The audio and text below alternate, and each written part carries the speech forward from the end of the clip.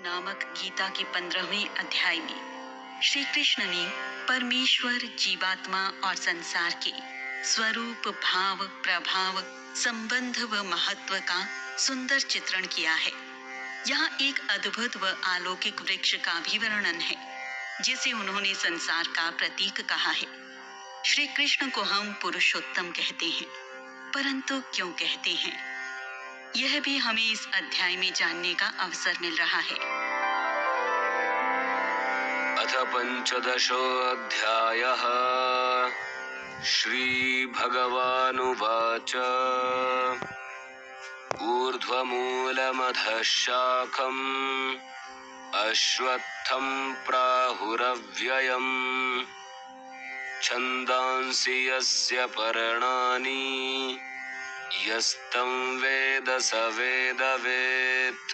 श्री कृष्ण कहते हैं कि हे अर्जुन, इस संसार को शाश्वत वृक्ष कहा जाता है, जिसकी जड़ें तो ऊपर की ओर हैं और शाखाएं नीचे की ओर हैं, तथा इस वृक्ष की पत्तियां वैदिक स्रोत हैं। जो भी इस शाश्वत वृक्ष को जानता है, वही वेदों का जानकार है। पेड़ों में जड़ हमेशा नीचे और शाखाएं ऊपर की ओर होती हैं, परंतु संसार रूपी वृक्ष अद्भुत है, क्योंकि इसकी जड़ यानी इसका मूल ऊपर और शाखाएं नीचे की ओर बताई गई हैं। मूल यानी जड़ ही वृक्ष का आधार होता है, इसलिए मूल वृक्ष का प्रधान होता है। उसी तरह श्री कृष्ण कहते हैं कि इस संसार रूपी वृक्ष का आधार और प्रधान परमात्मा ही होता है।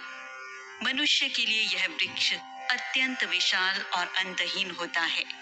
इस वृक्ष के अन्य सभी भाग प्रकृति के विभिन्न रूपों को दर्शाते हैं। श्री कृष्ण कहते हैं कि जिसने भी इस वृक्ष की विचित्रता में छिपे हुए गूढ़ रहस्य को जान लिया, वह निश्चित ही वेदों का जानकार होता है। अधश्चोर्ध्वं प्रसृतास्तस्य शाखा गुणा प्रवृद्धा विषयप्रवालाः अधश्च मूलान्यनुसन्ततानि कर्मानुबन्धीनि मनुष्यलोके। अब श्री कृष्ण इस शाश्वत यानी अविनाशी वृक्षक की संरचना बता रहे हैं। वे कहते हैं कि इस संसार रूपी वृक्ष की भिन्न भिन्न योनियों रूपी शाखाएं नीचे और ऊपर सभी ओर फैली हुई हैं। इस वृक्ष की शाखाएं प्रकृति के तीनों गुणों द्वारा पोषित होती हैं। इसकी कोंपलें इंद्रिय विषयी हैं। इस वृक्ष की जड़ें नीचे की ओर भी विस्तारित होती हैं, जो सकाम कर्म से मनुष्य के लिए फल रूपी बंधन उत्पन्न करती हैं। यहाँ पर संसार रूपी वृक्ष का विस्तृत वर्णन है, जो इस प्रकार है। पहले तो इस वृक्ष को अश्रवथ वृक्ष कहा गया है, जो कि अविनाशी है। इसकी भिन्न भिन्न योनियों रूपी शाखाएं जो ऊपर नीचे सभी ओर हैं।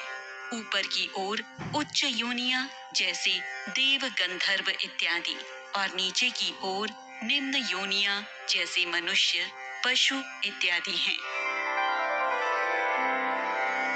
न रूपमस्येह तथोपलभ्यते नान्तो न चादिर्न च सम्प्रतिष्ठा अश्वत्थमेनं सुविरूढमूलम् असंगशस्त्रेण दृढ़ेन चित्वा। श्री कृष्ण कहते हैं कि इस संसार रूपी वृक्ष का स्वरूप जैसा बताया गया है, वैसा इस जगत में देखा नहीं जा सकता, क्योंकि इस वृक्ष का ना तो कोई आदि है, ना कोई अंत है, और ना ही कोई आधार है। इस वृक्ष को केवल विरक्ति रूपी शस्त्र से काटा जा सकता है। यह सत्य है कि ऐसा वृक्ष तो वास्तव में हमारी कल्पना से भी परे है, क्योंकि वृक्ष चाहे कितना भी बड़ा क्यों ना हो, उसका आधार तो होता ही है, और इसकी कोई सीमा भी तो होती होगी। लेकिन इस संसार रूपी वृक्ष का तो कोई आधार ही नहीं है और ना ही कोई सीमा है। इसे तो इस लोक में देखा नहीं जा सकता दोस्तों। लेकिन श्री कृष्ण कहते हैं कि इंद्रियों के मोह से परे रहने वाला मनुष्य ही इस वृक्ष का अनुभव कर सकता है और आवश्यकता पड़ने पर वैराग्य रूपी शस्त्र से उसे काट भी सकता है। ततः पदं तत् परिमार्गितव्यम् यस्मिन् गता न निवर्तन्ति भूयः तमेव चाद्यं पुरुषं प्रपद्ये यतः प्रवृत्तिः प्रसृता पुराणी। इसके बाद क्या करना है, श्री कृष्ण आगे बताते हैं। वैराग्य रूपी शस्त्र से काटने के बाद उस परम पद परमात्मा तक पहुंचने वाले मार्ग को खोजना चाहिए, जिस पर गया हुआ मनुष्य वापस इस संसार में नहीं लौटता। फिर मनुष्य को उस परमेश्वर की शरण में चले जाना चाहिए, जिस परमेश्वर से इस आदि रहित संसार रूपी शाश्वत वृक्ष की उत्पत्ति और विकास होता है। निर्माण मोहाजित संग दोषा अध्यात्म नित्या विनिवृत्त कामा द्वन्द्वैर्विमुक्ता सुख दुःख संज्ञैर् गच्छन्त्यमूढ़ा पदमव्ययम् तत्। श्री कृष्ण बता रहे हैं कि परम पद को प्राप्त करने के लिए मनुष्य की क्या योग्यता होनी चाहिए। इसके लिए वे कहते हैं कि जो मनुष्य झूठी मान प्रतिष्ठा और मोह से मुक्त है, जिसने सांसारिक इच्छाओं में लिप्त मनुष्यों की कुसंगति का त्याग कर दिया है, जो निरंतर परमात्मा में एक रूप रहता है, जिसने अपनी भौतिक इच्छाओं को पूरी तरह से नष्ट कर दिया है, जो सुख और दुख को समान भाव से देखता है, ऐसा मोह से मुक्त हुआ ज्ञानी ही उस अविनाशी ब्रह्म पद को प्राप्त करता है। न तद्भासयते सूर्यो न शशांको न पावकः यद्गत्वा न निवर्तन्ते तद्धाम परमं मम। अब श्री कृष्ण उस परम धाम का वर्णन करते हुए कह रहे हैं कि मेरा वह परम धाम ना तो सूर्य के द्वारा प्रकाशित होता है, ना चंद्रमा द्वारा प्रकाशित होता है, और ना ही अग्नि या बिजली इसे प्रकाशित करती हैं। यहाँ पहुँचने वाला व्यक्ति भौतिक लोक से लौटकर नहीं जाता है। इस सृष्टि को तो प्रकाशित होने के लिए सूर्य और चंद्रमा तथा अग्नि या बिजली की ही आवश्यकता होती है, लेकिन श्री कृष्ण का परम धाम तो स्वयं सिद्ध प्रकाशित है। यहाँ किसी अन्य साधन की आवश्यकता नहीं है, और जो व्यक्ति इस परम धाम को प्राप्त कर लेता है, वह फिर से कभी भी भौतिक संसार में लौटना ही नहीं चाहता। दोस्तों, ममैवांशो जीवलोके जीवभूतः सनातनः मनः षष्ठानीन्द्रियाणि प्रकृतिस्थानि कर्षति। अर्जुन के प्रश्नों का उत्तर देने और उसकी जिज्ञासा को शांत करने के बाद अब श्री कृष्ण यहाँ पर जीव और आत्मा का वर्णन कर रहे हैं। वे कहते हैं कि संसार में हर एक व्यक्ति की देह में स्थित जीवात्मा मेरा ही शाश्वत अंश है, जो कि मन और पांचों इंद्रियों के साथ प्रकृति के स्वाधीन होकर कार्य करता है। शरीरं यदवाप्नोति यच्चाप्युत्क्रामतीश्वरः गृहीत्वैतानि संयाति वायुर्गन्धानि वाशयात्। अब श्री कृष्ण बता रहे हैं कि 5 इंद्रिय और मन को मिलाकर 6 इंद्रियों के द्वारा आकर्षित हुआ देहात्मा एक शरीर से दूसरे शरीर में देहांतरण कैसे करता है। यहाँ पर जीवात्मा को शरीर के स्वामी की उपाधि देते हुए श्री कृष्ण कहते हैं कि समस्त इंद्रियों को ग्रहण करके शरीर का स्वामी जीवात्मा एक शरीर का त्याग करके दूसरे शरीर में इस प्रकार चला जाता है, जैसे हवा सुगंध को एक स्थान से दूसरे स्थान पर लेकर जाती है। श्रोत्रं चक्षुस्पर्शनं च रसनं घ्राणमेव च अधिष्ठाय मनश्चायं विषयानुपसेवते। श्री कृष्ण कहते हैं कि इस प्रकार दूसरा स्थूल शरीर धारण करके जीवात्मा कान, नाक, त्वचा, जीभ और मन की सहायता से ही विषयों का सेवन करता रहता है। हर जीव एक निश्चित जीवन जीता है, यानी कि उसके जन्म के साथ ही उसकी मृत्यु का भी समय निश्चित हो जाता है। मृत्यु के समय मनुष्य अपना देह तो त्याग देता है, लेकिन उसकी आत्मा तुरंत ही दूसरा शरीर धारण कर लेती है और फिर इंद्रियों के उपभोग से ही उस जीवात्मा का नवीन प्रवास शुरू हो जाता है। जन्म मृत्यु का यह चक्र ऐसे ही शुरू रहता है। इसलिए श्री कृष्ण कहते हैं कि हमारे कर्म ऐसे होने चाहिए कि हम इस चक्र में उलझे ही ना और मोक्ष को प्राप्त हो जाएं। उत्क्रामन्तं स्थितं वापि भुञ्जानं वा गुणान्वितं विमूढानानुपश्यन्ति पश्यन्ति ज्ञानचक्षुषः। श्री कृष्ण कहते हैं कि आत्मा इस शरीर को किस प्रकार छोड़ती है या आत्मा किस प्रकार शरीर में स्थिर रहती है और प्रकृति के तीनों गुणों के अधीन होकर किस प्रकार विषयों का उपभोग करती है। मूर्ख या अज्ञानी लोग कभी भी इस प्रक्रिया को देख नहीं पाते हैं। इस प्रक्रिया को वही विवेकी मनुष्य देख पाते हैं जिनकी आंखें ज्ञान रूपी प्रकाश से प्रकाशित होती हैं।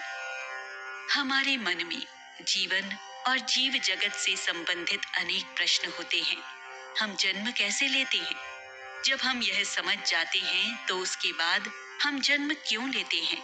हम इसी शरीर में क्यों रह रहे हैं? हम इस शरीर को क्यों त्यागते हैं? शरीर त्यागने के बाद हम किस रूप में जन्म लेंगे या हमें मोक्ष मिलेगा? ऐसे ही कई प्रश्न हमारे मन में उठते हैं और ऐसे प्रश्नों के उत्तर तो हमें वही व्यक्ति दे सकता है जिसके पास प्रामाणिक ज्ञान हो, क्योंकि उन्होंने अपने ज्ञान रूपी दिव्य प्रकाश से इन बातों को सीखा है, समझा है, देखा है और अनुभव किया है।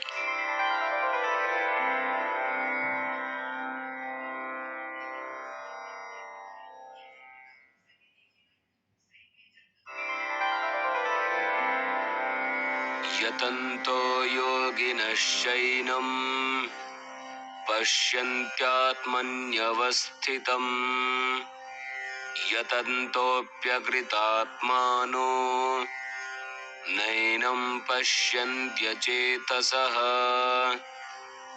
आत्मज्ञान प्राप्त करने के लिए अथक और निरंतर प्रयास तथा प्रामाणिक भक्ति की आवश्यकता होती है। श्री कृष्ण आगे बता रहे हैं कि किस प्रकार के लोग अपनी आत्मा को देख पाते हैं, अर्थात आत्मज्ञान प्राप्त कर सकते हैं। योग के निरंतर अभ्यास से प्रयत्नशील योगी जन ही अपने शरीर में स्थित इस आत्मा को तत्व से जान पाते हैं, लेकिन जिनका मन अशुद्ध है, ऐसे अज्ञानी जन तो प्रयत्न करने पर भी आत्मा को नहीं जान पाते हैं। यदादित्यगतं तेजो जगद्भासयतेऽखिलम् यच्चन्द्रमसि यच्चाग्नौ तत्तेजो विद्धि मामकम्। आगे के श्लोकों में श्री कृष्ण अर्जुन को अपनी दिव्यता, ऐश्वर्य, गुण तथा प्रभाव का उल्लेख करते हुए अपने स्वरूप का वर्णन करेंगे।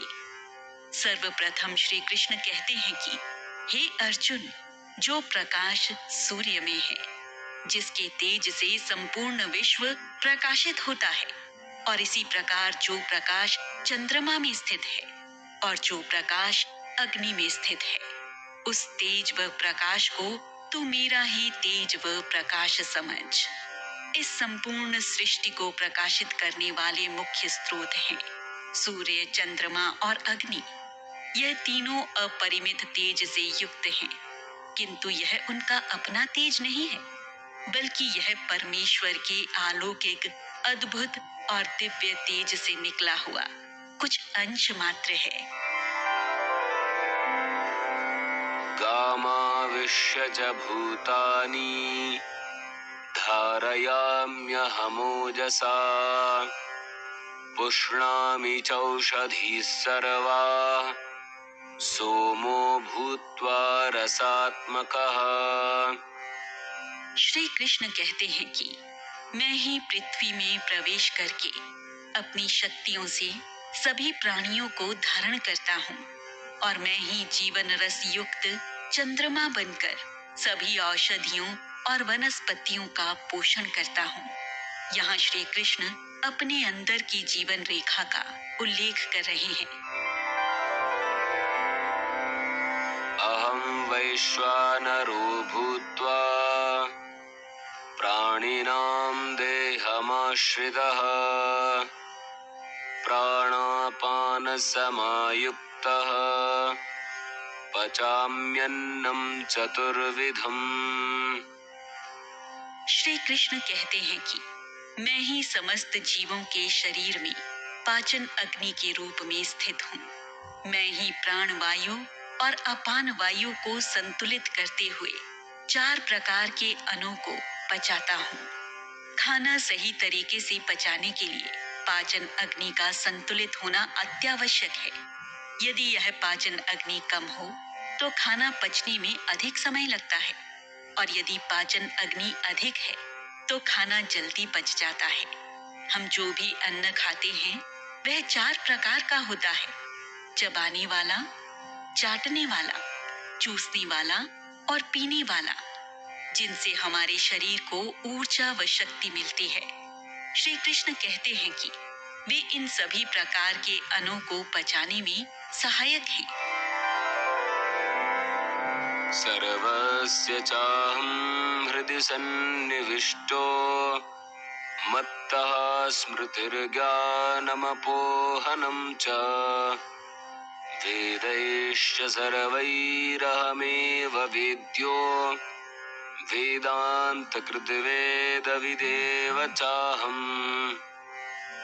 श्री कृष्ण आगे कहते हैं कि मैं ही सभी प्राणियों के हृदय में अंतरात्मा के रूप में स्थित हूँ, और मुझसे ही जीव को वास्तविक रूप में स्मृति, विस्मृति और ज्ञान प्राप्त होता है। मैं ही सभी वेदों के द्वारा जानने योग्य हूँ। मैं ही समस्त वेदों का उत्पादक हूँ, और मैं ही सभी वेदों को जानने वाला हूँ। हमारे समस्त वेद ऐसे बहुमूल्य दिव्य साधन हैं जो हमें परमात्मा तक ले जाने में सक्षम हैं, और ये सभी वेद ज्ञान का अपरिमित भंडार हैं जो हमें जीवन का वास्तविक अर्थ और स्वरूप बताकर हमारा योग्य मार्गदर्शन करते हैं। और इन्हीं वेदों को स्वयं परमेश्वर ने ही तो रचा है। द्वाविमौ पुरुषौ लोके क्षरश्चाक्षर एव च क्षरः सर्वाणि भूतानि कूटस्थोऽक्षर उच्यते। आगे के श्लोकों में श्री कृष्ण शरीर, आत्मा और परमेश्वर की व्याख्या कर रहे हैं। वे कहते हैं कि हे अर्जुन, इस संसार में 2 तरह के जीव होते हैं। एक होते हैं जो क्षर यानी नाशवंत होते हैं, और दूसरे जो अक्षर यानी अविनाशी होते हैं।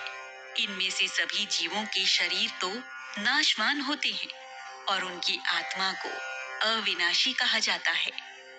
आत्मा की शाश्वतता के विषय में श्री कृष्ण ने पहले भी विस्तार पूर्वक समझाया है, और अभी भी यही बात दोहरा रहे हैं। इसका अर्थ यही है कि आत्मा इस सृष्टि का सबसे महत्वपूर्ण अंग है जो सीधा परमात्मा से जुड़ा होता है। यहाँ श्री कृष्ण कहते हैं कि शरीर तो मर ही जाते हैं, लेकिन आत्मा हमेशा हमेशा जीवित रहती है। परमात्मा से जुड़ाव के कारण कोई भी इसे नाश नहीं कर सकता है। उत्तमः पुरुषस्त्वन्यः परमात्मेत्युदाहृतः यो लोकत्रयमाविश्य बिभर्त्यव्यय ईश्वरः। श्री कृष्ण कहते हैं कि परंतु इन दोनों के अलावा भी एक सर्वश्रेष्ठ उत्तम पुरुष है जिसे परमात्मा कहा जाता है। वह अविनाशी परमेश्वर तीनों लोकों में प्रवेश करके सबका भरण पोषण करता है। यहाँ श्री कृष्ण कहते हैं कि मनुष्य हो या आत्मा, ईश्वर की सत्ता से बढ़कर कुछ भी नहीं हो सकता है। यस्माक्षरमतीतोऽहम् अक्षरादपि चोत्तमः अतोऽस्मि लोके वेदे च प्रथितः पुरुषोत्तमः यो मामेवमसम्मूढो जानाति पुरुषोत्तमम् स सर्वविद् भजति माम् सर्वभावेन भारत।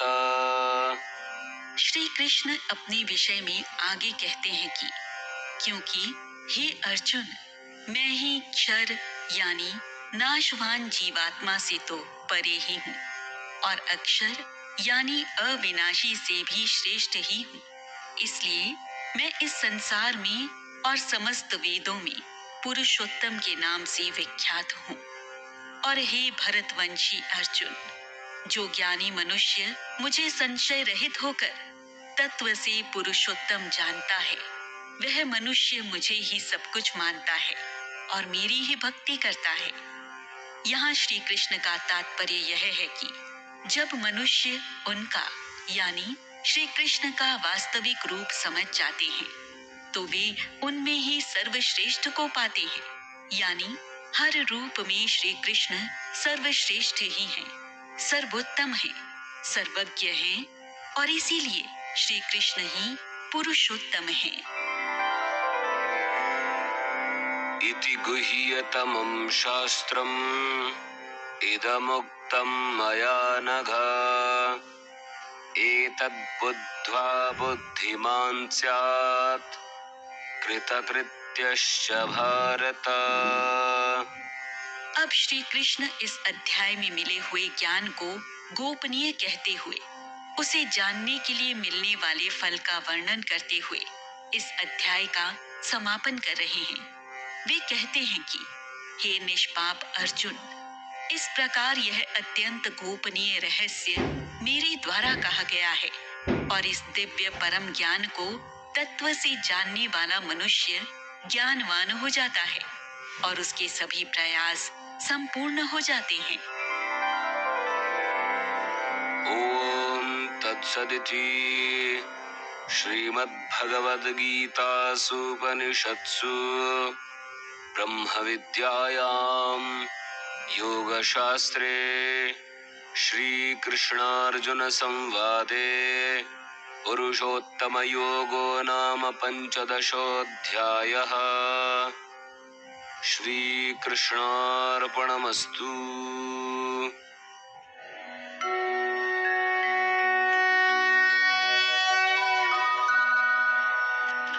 यदा यदा हि धर्मस्य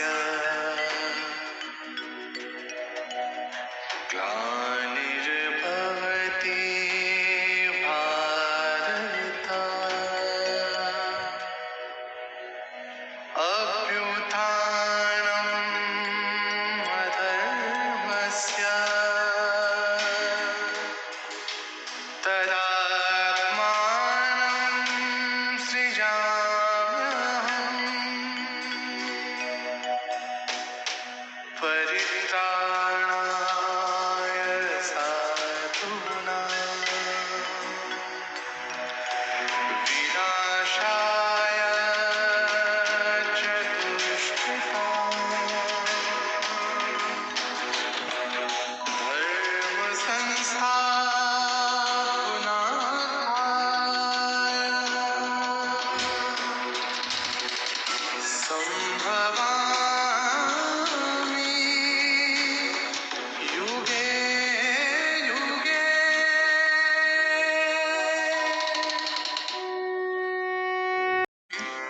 दैवीय गुणों से युक्त मनुष्यों के लक्षणों को बता रहे हैं और साथ ही आसुरी प्रवृत्ति वाले अर्थात निकृष्ट कार्य करने वाले मनुष्यों के भी गुण, प्रकृति, आचरण, लक्षण और उनकी गति का विस्तृत वर्णन कर रहे हैं। अथ षोडशोऽध्यायः। श्रीभगवानुवाच अभयं सत्त्वसंशुद्धिर्ज्ञानयोगव्यवस्थितिः दानं दमश्च यज्ञश्च स्वाध्यायास्तप आर्जवम्। इस अध्याय के पहले 3 श्लोकों में दैवीय प्रकृति से संपन्न देवतुल्य सात्विक पुरुषों के लक्षणों का विस्तृत वर्णन है। वे सब लक्षण इस प्रकार हैं। हे भरतवंशी अर्जुन, भय का अभाव अर्थात निर्भयता, अंतःकरण की निर्मलता अर्थात आत्मशुद्धि, परमात्मा की प्राप्ति के ज्ञान का अनुशीलन, त्याग का भाव अर्थात दान, इंद्रियों के संयमन का भाव अर्थात आत्म संयम, देवता व गुरुजनों की आराधना अर्थात यज्ञ परायणता, स्वयं को जानने का भाव अर्थात स्वाध्याय, परमात्मा का नाम स्मरण और कीर्तन अर्थात तपस्या, शरीर तथा अंतःकरण की सरलता। अहिंसा सत्यमक्रोधस् त्यागः शान्तिरपैशुनम् दया भूत्वेष्वलोलुप्त्वम् मार्दवम् ह्रीरचापलम्।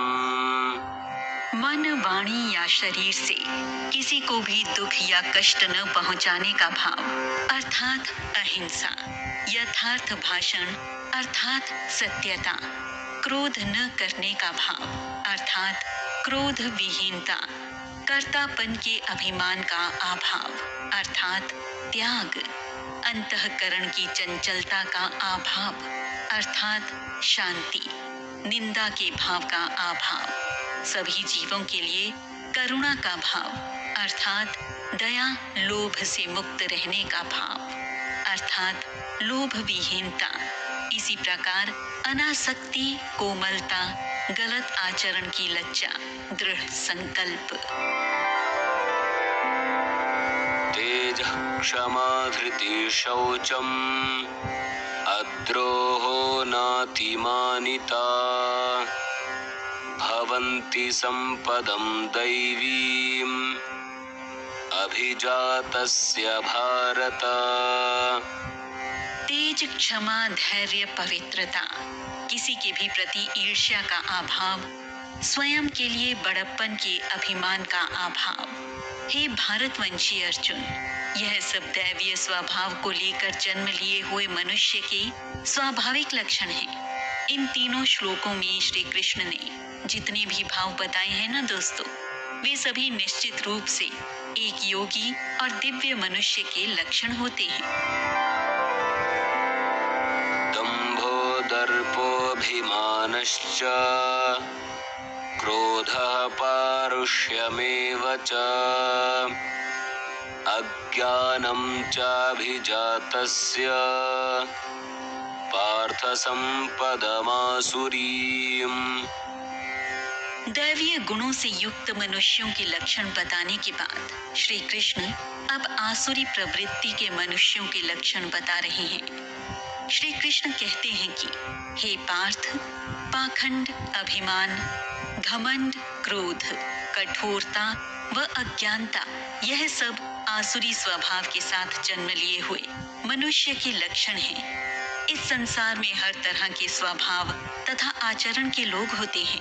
कुछ लोग हमेशा अच्छा आचरण करते हैं और अच्छा आचरण करते हुए अच्छे भाव के साथ ईश्वर के बताए मार्ग पर चलते हैं, और कुछ लोग अज्ञानता के कारण हमेशा वही मार्ग चुनते हैं और वही कार्य करते हैं जिन्हें ना तो समाज में, ना धर्म में, ना शास्त्रों में और ना ही सभ्यता में कोई मान्यता है। उन्हें केवल और केवल घृणित और आसुरी कार्य ही कहा जा सकता है।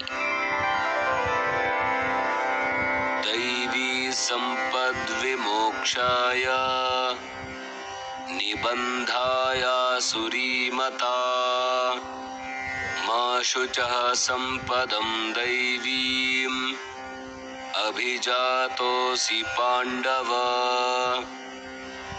अब कृष्ण दैवीय और आसुरी गुणों के फल का वर्णन कर रहे हैं।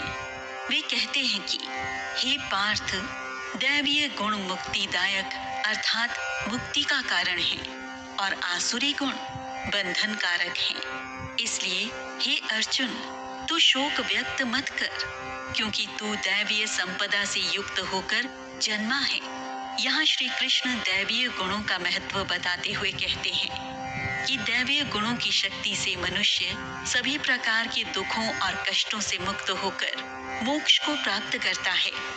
लेकिन आसुरी स्वभाव वाले मनुष्य जीवन मरण के चक्र से कभी बाहर ही नहीं निकल पाते। वे इस चक्र से बंध कर ही रह जाते हैं। लेकिन श्री कृष्ण अर्जुन को निश्चिंत रहने के लिए कहते हैं, क्योंकि उसमें जन्मजात ही दैवीय गुण मौजूद थे और दूसरा, वह तो श्री कृष्ण के बताए हुए मोक्ष प्राप्ति के मार्ग पर चलने के लिए कब से प्रवृत्त हो चुका था। द्वौ भूतसर्गौ लोकेऽस्मिन् दैव आसुर एव च दैवो विस्तरशः प्रोक्त आसुरं पार्थ मे शृणु। अब श्री कृष्ण अर्जुन को आसुरी स्वभाव वाले मनुष्य के लक्षण बता रहे हैं। वे कहते हैं कि हे अर्जुन, इस संसार में उत्पन्न होने वाले दो तरह के मनुष्य समुदाय हैं। एक जो दैवीय प्रकृति के हैं और दूसरे जो आसुरी स्वभाव वाले हैं। इनमें से दैवीय स्वभाव के व्यक्तियों के गुणों का वर्णन तो मैं विस्तार से बता चुका हूँ। अब तू आसुरी प्रवृत्ति को भी मुझसे विस्तार पूर्वक सुन।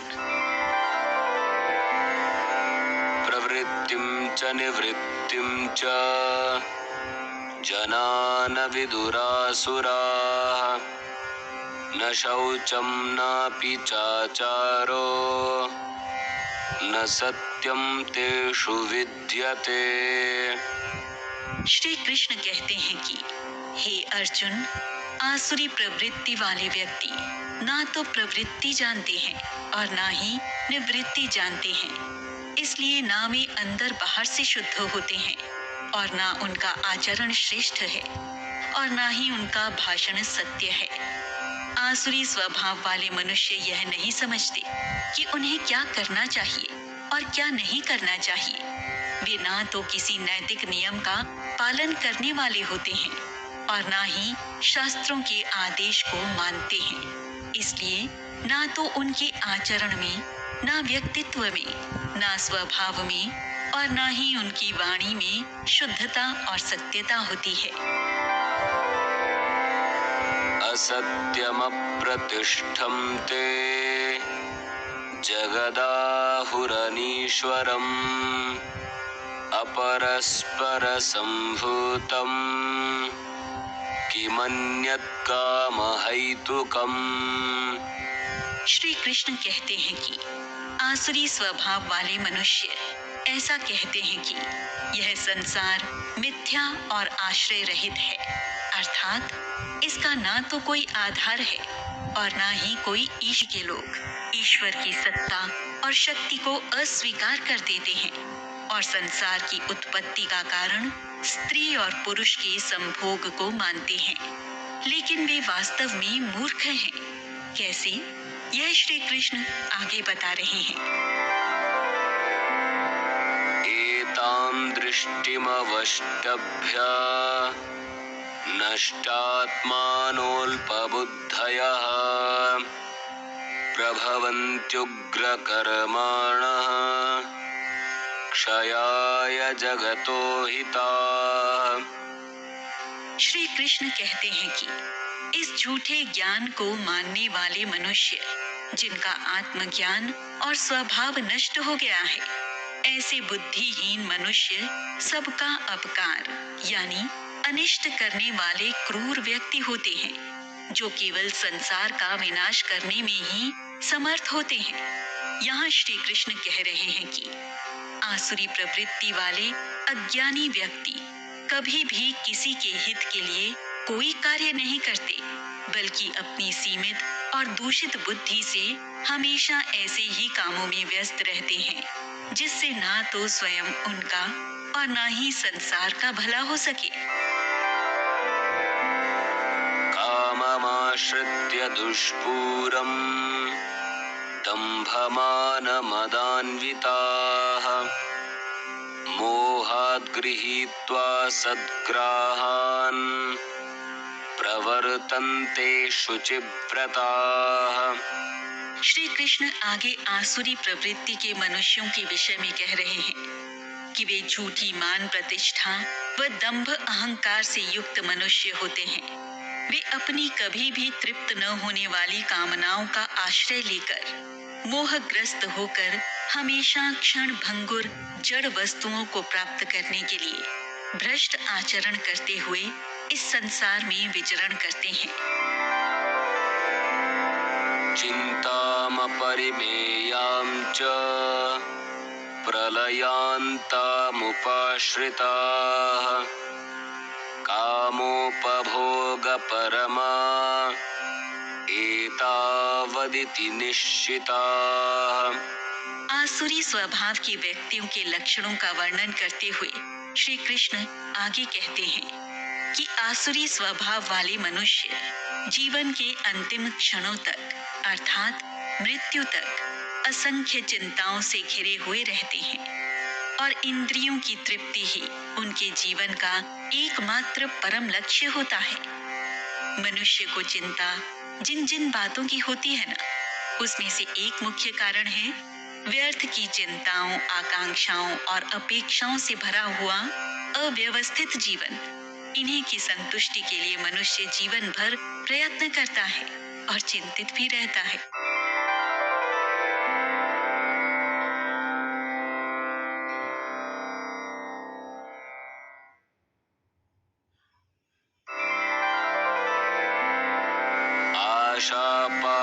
आशापाशशतैर्बद्धा कामक्रोधपरायणाः ईहन्ते कामभोगार्थम् अन्याय्येनार्थसञ्चयान् इदमद्य मया लब्धम् इमं प्राप्स्ये मनोरथम्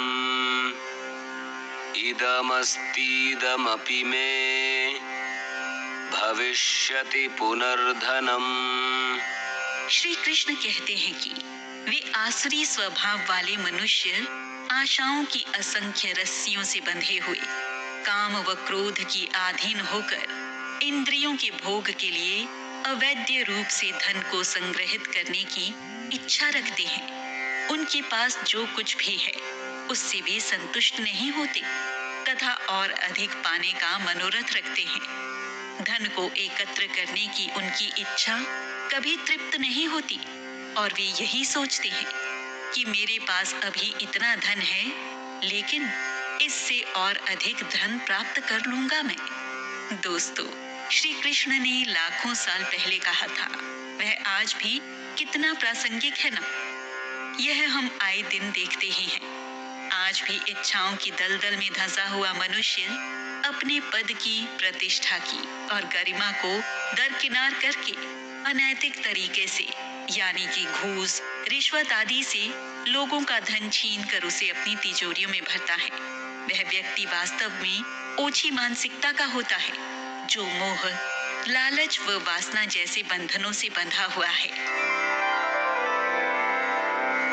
असौ मया हतः शत्रुर् हनिष्ये चापरानपि ईश्वरोऽहमहं भोगी सिद्धोऽहं बलवान् सुखी।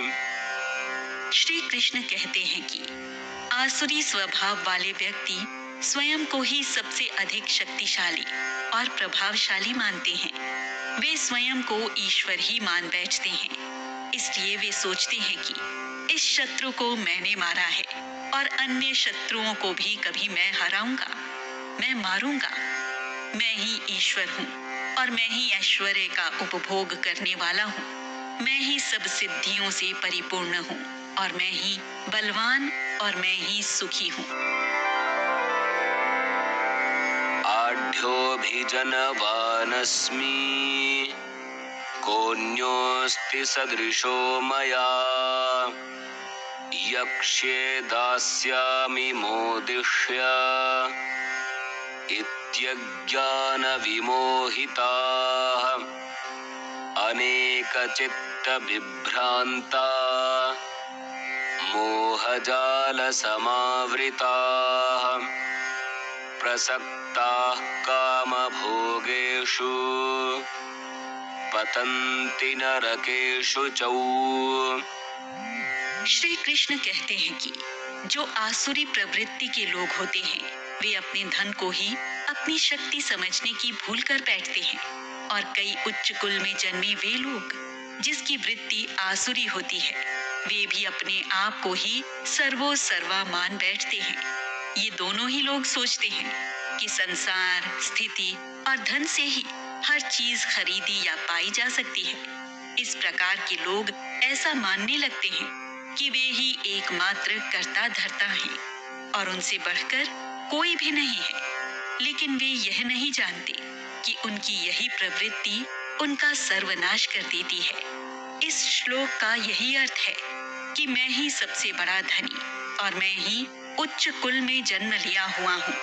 मेरे जैसा अन्य दूसरा कौन है? मैं यज्ञ करूंगा, दान दूंगा और मजे से रहूंगा।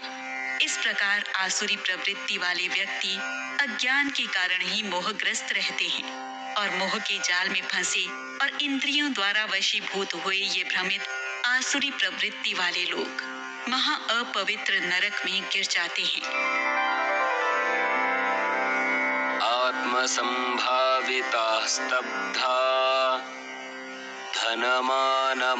धनमानमदान्विताः यजन्ते नाम यज्ञैस्ते दम्भेनाविधिपूर्वकम्।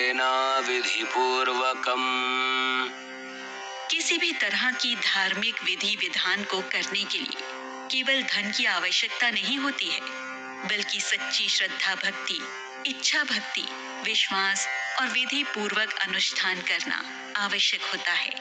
तो जो व्यक्ति ऐसा सोचता है कि केवल धन से ही वह किसी भी प्रकार से पूजा पाठ यज्ञादि कर लेगा, तो वह बिल्कुल गलत सोचता है, क्योंकि ईश्वर आपके धन को नहीं, आपकी भक्ति को प्रधानता देते हैं।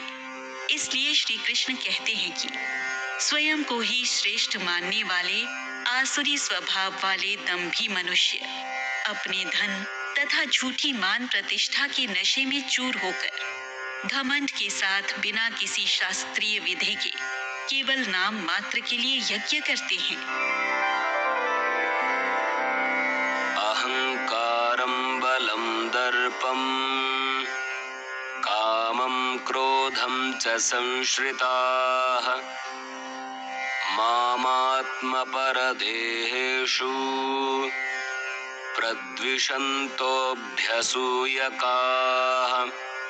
इस संसार हर किसी को अपने अनुसार ईश्वर को मानने या ना मानने का अधिकार है और मनुष्य अपनी बुद्धि और ज्ञान के अनुसार ऐसा करते भी हैं। श्री कृष्ण कहते हैं कि जो आसुरी प्रवृत्ति के लोग केवल अहंकार और बल के अभिमान के कारण उसके सहित प्रत्येक जीव में उपस्थित सर्वव्यापी और सर्वश्रेष्ठ ईश्वर की निंदा करके उनका अपमान करता है, वह निश्चित रूप से ईर्ष्यालु प्रवृत्ति के होते हैं। तानहं द्विषतः क्रूरान् संसारेषु नराधमान् क्षिपाम्यजस्रमशुभान् आसुरीष्वेव योनिषु आसुरीं योनिमापन्ना मूढा जन्मनि जन्मनि मामप्राप्यैव कौन्तेय ततो यान्त्यधमां गतिम्। अब श्री कृष्ण बता रहे हैं कि आसुरी प्रवृत्ति के व्यक्तियों को क्या फल मिलता है, वे कहाँ जाते हैं और किस रूप में पुनर्जन्म लेते हैं। श्री कृष्ण कहते हैं कि जो द्वेष करने वाले, क्रूर कर्म करने वाले, पापी, नराधम मनुष्य होते हैं, उन सभी को मैं इस संसार रूपी सागर में बारंबार आसुरी योनियों में ही डालता हूँ। और इस प्रकार हे कौन्तेय, वे आसुरी योनियों को प्राप्त हुए मूर्ख मुझे न प्राप्त करके जन्मों तक आसुरी योनियों में ही जन्म लेते हैं, बल्कि उससे भी अत्यंत निम्न योनियों में जन्म लेते हैं, अर्थात वे लोग नरक की ही गति प्राप्त करते हैं। त्रिविधं नरकस्येदं द्वारं नाशनमात्मनः कामः क्रोधस्तथा लोभस्तस्मादेतत्त्रयं त्यजेत्। अब श्री कृष्ण आगे के श्लोकों में हमें बता रहे हैं कि नरक यातना के भोगों से बचने के लिए मनुष्य को क्या करना चाहिए। वे कहते हैं कि हे अर्जुन, काम, क्रोध और लोभ, यह तीनों द्वार जीवात्मा का नाश करने वाले और मनुष्य को नरक की ओर ले जाने वाले हैं। इसलिए मनुष्य को चाहिए कि इन तीनों का त्याग कर दे।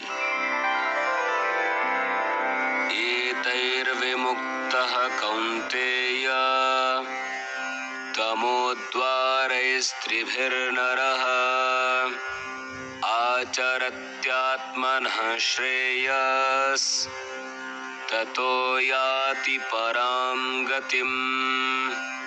यहाँ पर श्री कृष्ण बता रहे हैं कि इन तीनों द्वारों का त्याग करने वाला व्यक्ति क्या प्राप्त करता है। वे कहते हैं, हे अर्जुन, जो मनुष्य इन तीनों अज्ञान रूपी नरक के द्वारों का त्याग कर देता है, अपनी आत्मा के लिए कल्याणकारी आचरण करते हुए परम गति प्राप्त करता है, वो मुझसे ही आकर मिलता है। यह शास्त्रविधिमुत्सृज्य वर्तते कामकारतः न स सिद्धिमवाप्नोति न सुखं न परां गतिम्। यहाँ श्री कृष्ण शास्त्रों का महत्व बताते हुए कहते हैं कि हे अर्जुन, जो मनुष्य इच्छाओं के वशीभूत होकर शास्त्रों के नियमों और विधियों को छोड़कर अपने मन में ही उत्पन्न किए गए नियमों के अनुसार कर्म करता है, उसे ना तो सिद्धि मिलती है, ना ही सुख मिलता है और ना ही परम गति प्राप्त होती है। हमारे जीवन को सही दिशा देने के लिए हमारे सभी शास्त्र एक अद्वितीय साधन है। कैसे, श्री कृष्ण यहाँ बता रहे हैं। तस्माच्छात्रं प्रमाणं ते कार्याकार्यव्यवस्थितौ ज्ञात्वा शास्त्रविधानोक्तं कर्म कर्तुमिहार्हसि। श्री कृष्ण कहते हैं कि हे अर्जुन, मनुष्य को क्या कर्म करने चाहिए और क्या कर्म नहीं करने चाहिए, अर्थात मनुष्य का क्या कर्तव्य और क्या अकर्तव्य होते हैं, यह बताने के लिए शास्त्र ही एकमात्र प्रमाण होता है। इसलिए हे अर्जुन, तुझे भी इस संसार में शास्त्रीय विधि को जानकर उनके द्वारा निर्धारित कर्म ही करने चाहिए।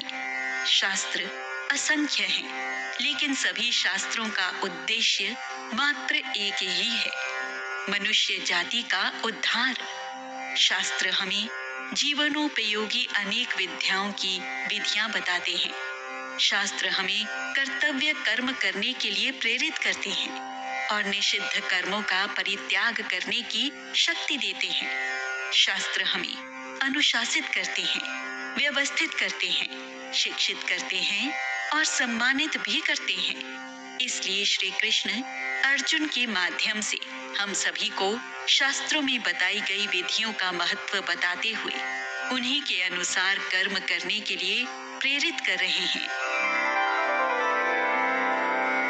ओम तत्सदिति श्रीमद्भगवद्गीतासूपनिषत्सु ब्रह्मविद्यायां योगशास्त्रे श्रीकृष्णार्जुनसंवादे दैवासुरसम्पद्विभागयोगो नाम षोडशोऽध्यायः। श्रीकृष्णार्पणमस्तु।